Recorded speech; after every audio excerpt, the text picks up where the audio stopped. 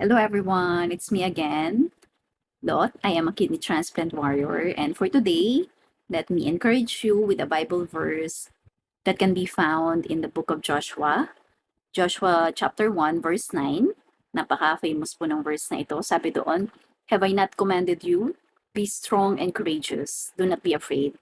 Do not be discouraged, for the Lord your God will be with you wherever you go." Amen.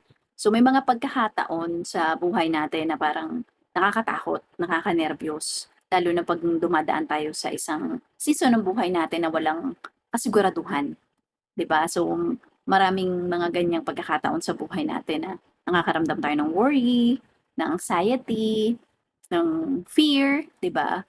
Kasi ano nga, nandun pa tayo sa human nature natin, eh, prone pa tayo dun sa mga takot or mga alalahanin ng buhay. Pero let us be encouraged and comforted and reminded by God's word that can be found in Joshua 1:9. 'Di ba sabi doon, "Have I not commanded you?"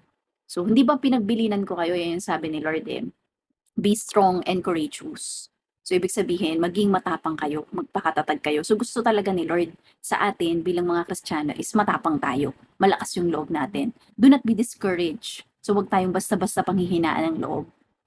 For the Lord your God will be with you wherever you go.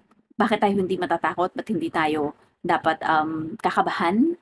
Bakit dapat laging malakas ang loob natin at matapang tayo? Kasi kasama natin lagi si Lord. For the Lord our God will be with us wherever you go.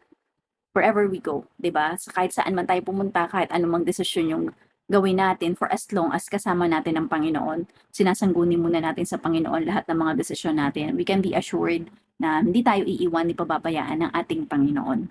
So dapat tayo bilang Kristiyano kasama na sa nature natin na matapang tayo, malakas yung loob natin, hindi tayo natatakot. Although minsan may mga panahon na pinanghihinaan tayo ng loob, pero lagi tayong kapit sa Panginoon, lagi tayong manalangin, "Lord, let you be my strength."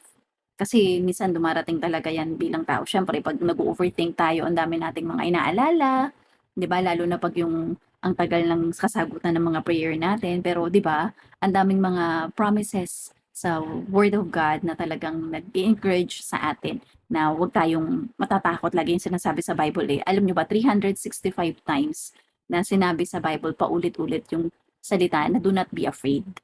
'Di ba? So, nagkataon lang ba? Hindi. Kasi 365 days din ang laman ng isang taon, 'di ba? So, sapat ang encouragement ng ating Panginoon sa araw-araw na dapat 'wag tayong matakot dahil kasama natin ang ating Panginoon.